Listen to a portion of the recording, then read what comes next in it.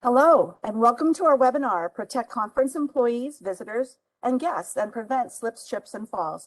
My name is Ann Jackson. I'm a risk consultant with RCM&D, which is an insurance broker headquartered in Towson, Maryland. I serve as a risk consultant to the United Methodist Workers' Comp Trust, and I assist the Susquehanna Conference Safety Committee establish and promote best safety practices. But first, a note from our lawyers. This disclaimer says that we will be covering a number of best practices and recommendations today, but it's up to you to implement these practices within your local churches and conference programs. So today we'll discuss various slip, trip, fall exposures and contributing factors. We'll highlight options and strategies to control slip, trip, fall exposures, and also highlight some of the resources available to you at the Safety Committee website, which you see here, www.susumc.org/workplace-safety/. So why talk about slips, trips, and falls? Well, nationwide, slips, trips, and falls account for 15% of all accidents. Slips, trips, and falls on the same level are the second leading cause of injury. There are 25,000 slip, trip, and fall accidents each day in the United States, according to the National Safety Council. Slips, trips, and falls injuries are the most reported workplace accidents for all employers. The conference is no different. Over the past several years, slips, trips, and falls account for more than half of all church and conference employee injuries and half of all costs associated with work-related injuries. Now, nationwide, falls are the primary cause of time lost from work due to injury. The average employee misses 11 days of work after a fall. And nationwide, slips, trips, and falls cost U.S. employers more than $17 billion each year. And in fact, costs the conference more than $400,000 over the past several years. Now, this chart will show you the cost of slip, trip, and fall claims over the past few years. The workers' compensation program for the conference begins August 1st of each year. This chart represents employee injuries sustained from August 1st, 2017 through the end of November 2021. The green bar, as you see, represents the number of claims. The blue line is the cost of these claims. As you can see, looking across the bottom at the injury types, slips, trips, and falls are overwhelmingly the most frequent and severe injuries.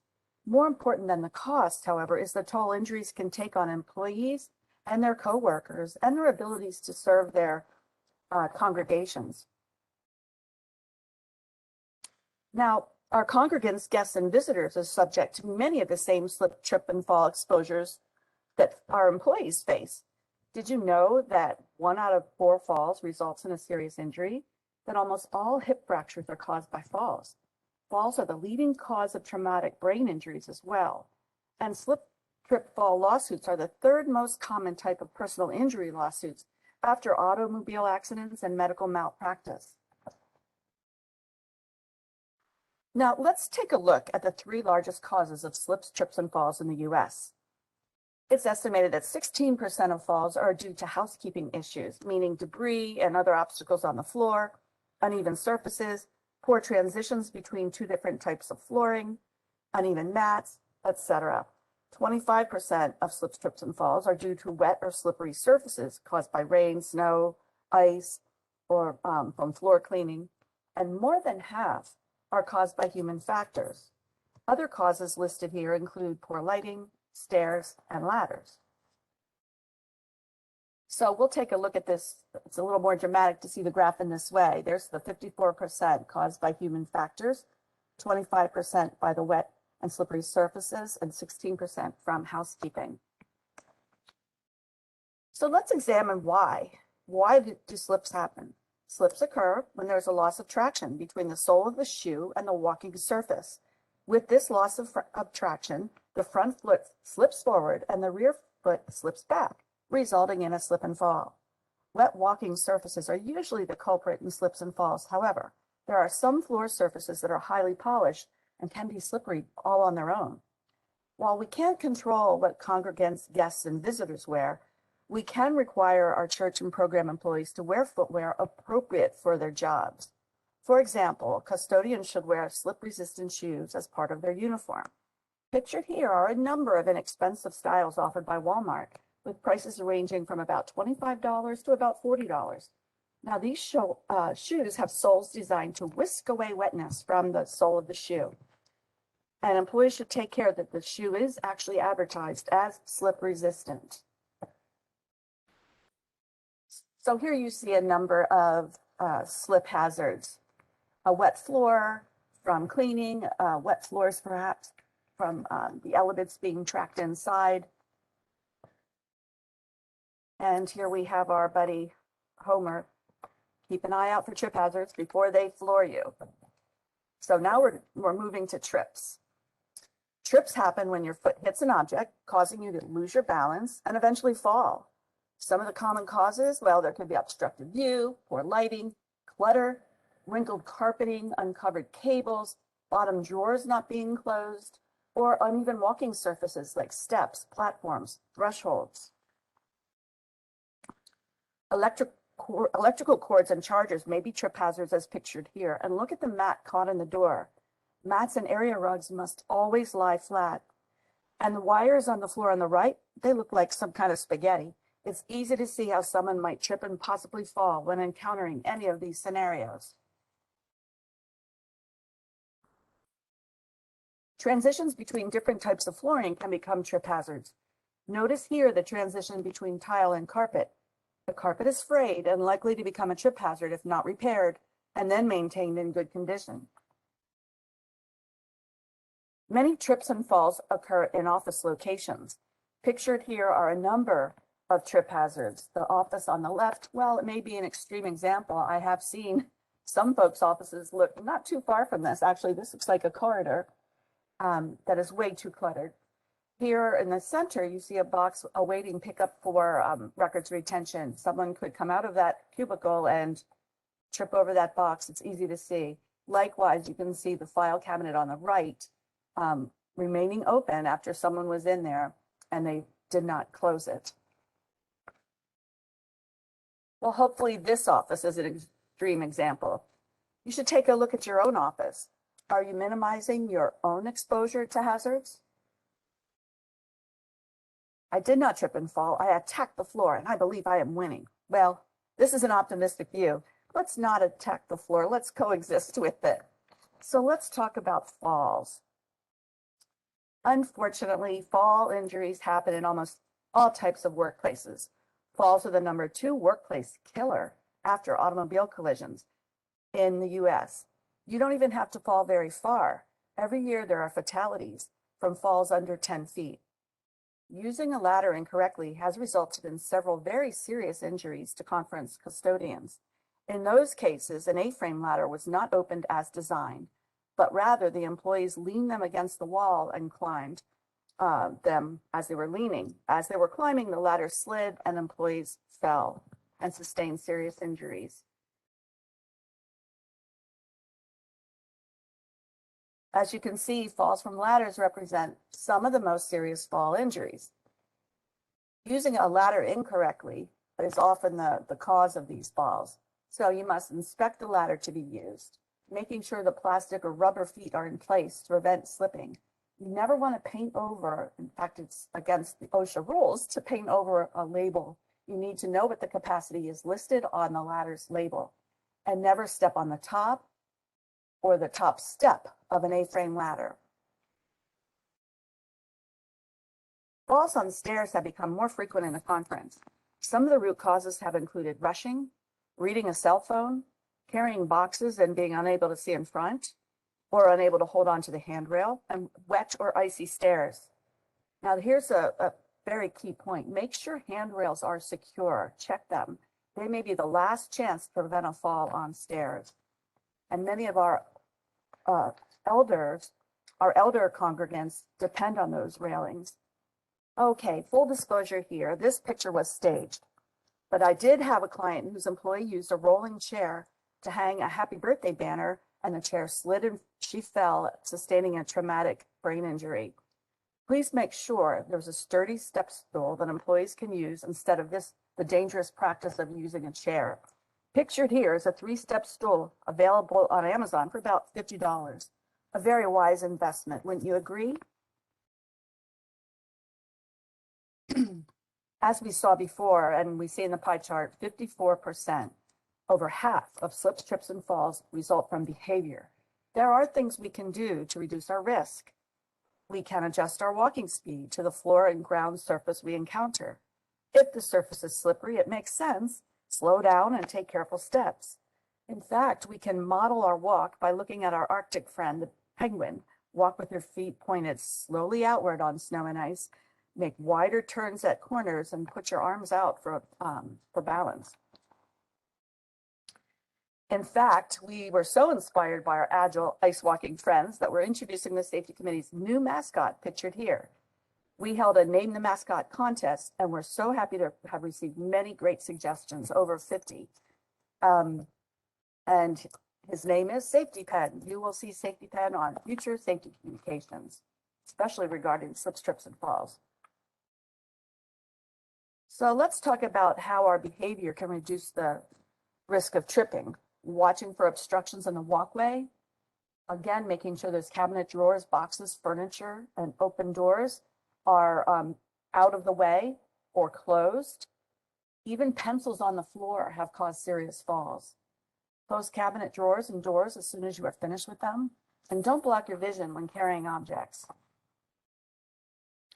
Other behavior we can control is, as we said before, wearing the correct shoes. Especially on days when it rains or snows, you'll need to wear shoes with good treads, whose soles aren't flat or worn down. Now, just because you have treads does not mean they are slip resistant. For the best protection, look for shoes that advertise that they are slip resistant. These shoes have special soles, as we said before, that squeegee water away. Picture here are a few more models I found on Walmart's website. And as we said before, due to the nature of their jobs, all custodians should be wearing sturdy, slip-resistant shoes or boots. What other challenges might create a trip or fall? Well, if we're in a hurry, or if we take shortcuts, not using designated walkways could also increase our risk of slips, trips, and falls. Just like when we drive, distractions increase our risk of making bad moves. Looking at a text, thinking about non-work issues or work issues, talking with a coworker, or maybe you're an early childhood worker responding to a child. All of these are distractions that could take our focus away from keeping ourselves safe. Let's think a moment about all of the contaminants that could enter our offices and churches and early childhood centers. All of these contribute to risk: dirt, chemicals, waxes, grease, water, salt residue, snow and ice, spills, cleaning solutions, even perhaps wood dust or powders if we have a shop area. So let's take our attention now to particular exposures. First, looking at potential conference hotspots. Where are the risks higher? Well, there's areas where there's more activity, like entrances and lobbies. There are areas subject to outside conditions, like parking lots and sidewalks. Then there are the areas where liquids could be involved, like break rooms, kitchens, and restrooms. Storage areas and utility rooms can also accumulate items that may not allow for safe passage through these areas. And your church may have a playground. Certainly your early childhood programs do. There are also activities that could increase an employee's risk of injury. Obviously, snow and ice treatment and removal is a risky task. Performing landscaping is another. Placing trash outside and general custodial duties also increase risk. And children's toys on the floor, and even the children themselves, can become frequent trip hazards in our early childhood centers. So we talked about exposures. Let's talk about some controls. If you have the opportunity to replace flooring, it's important that you work with the potential vendor about the flooring's coefficient of friction, or COF, and find out when the flooring is wet and is dry, what that COF is. COF is a mathematical term used to describe the effect of dragging one substance, in this case our shoe sole material, over another, the flooring surface.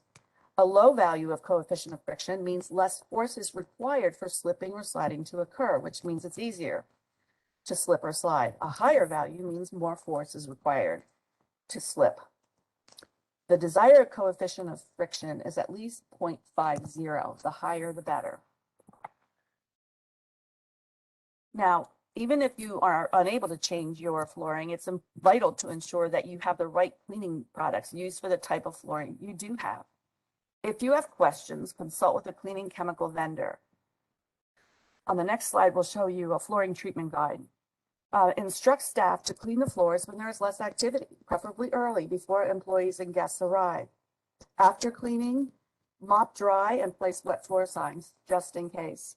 And we like these cones that are at least 3 foot tall. They're more visible and they don't collapse like some of those tent ones that you might see.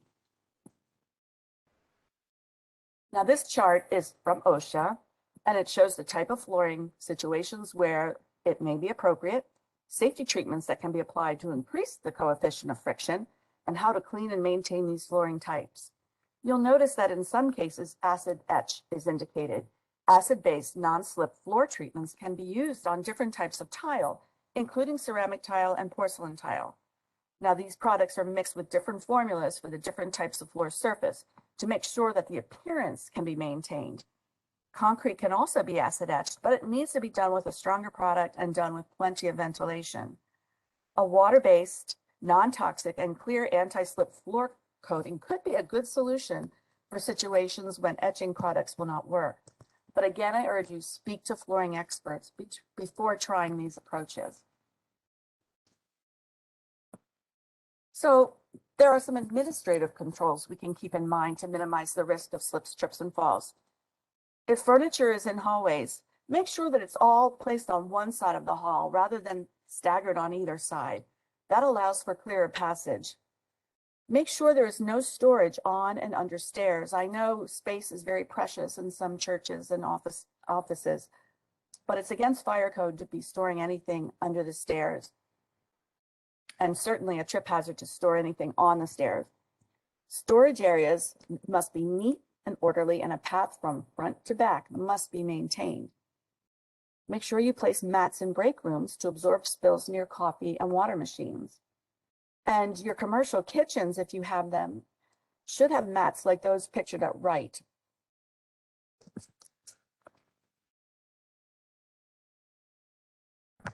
Now, when we talk about controls, walk-off flooring and matting is so important. Experts say a minimum of 12 to 15 feet of mat coverage must be provided to remove most of trapped-in soil and water. Now, you can take a look at your own location to decide if your mats are long enough. On a rainy day, if you notice wet footprints extend beyond the end of your interior mats, you most likely need longer mats. And I urge you to keep replacement mats on hand so that you can change out the saturated mats with the dry mats. Another control that's often used is to mark the leading edge of stairs, as you can see. If it's not on every step, usually it could be on the very top step and the very bottom step. As we age, our depth perception is affected. And this is just another way to ensure that folks can distinguish between the various changes in elevation. Now this season, we partnered with a vendor and identified 2 models of ice cleats to fit over existing shoes and boots to provide additional traction for working outside. We encourage each church to purchase a pair for their custodians. Prices are very affordable, ranging between $35 and $45 a pair. These cleats are made specifically to allow workers to transition indoors. The ice cleats of old were very slippery on indoor surfaces. These have been engineered to allow for smooth transition between the outside and inside areas. Again, you can visit our website for all order forms and more information. Speaking of our website, let's go to resources.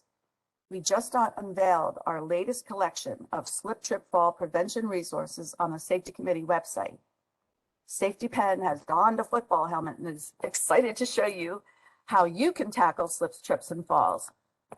So we have 2 ways of getting there: through the the original safety committee website, or you can go directly to our slip trip fall resource page by using the bottom link here, susumc.org/slips-trips-falls/.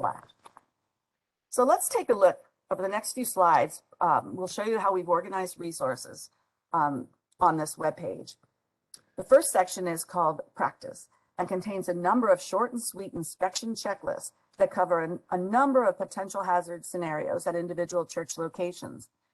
We encourage you to practice using these to identify and correct hazards before injuries occur. Now, in the second section you'll see is our game plan. Now, this is a written program for your reference that talks about a lot of the things I just discussed, exposures and controls. So the next slide will show you a sample of the mini checklist. This is probably the longest one we have. Most of them are a little bit shorter, but you'll see we've got bad weather, entries and lots, camps and retreat centers, elevators, entryways, exterior premises, interior walkways, kitchens, offices, playgrounds, ramps, restrooms, stages and auditoriums, and stairs. We included a special team section to acknowledge the specific exposures experienced by our special teams, which include workers at camps and retreat centers, our custodians, and those at early childhood programs. Now, the game film section includes slides from this presentation, as well as the recording of this webinar. We urge you to share this with your teammates. Continuing on, our defense section includes resources designed to assist you to prepare for bad weather and prevent injuries. And speaking of injuries, despite our best efforts, injuries may happen. We've added a section here, our injury timeout, to advise you what to do in the event of injuries. And we've included links to the physician panels designed for each of the conference districts.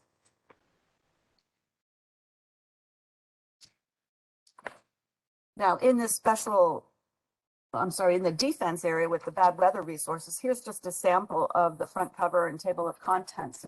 We've designed this snow and ice treatment and removal plan as a template that you can use to customize for your location. It's fill in, and it allows you to customize your bad weather plans to your particular location. So we do hope you'll check that out. Now, included in this snow ice plan is an ice melt product comparison designed to assist you make the best choice for your particular location.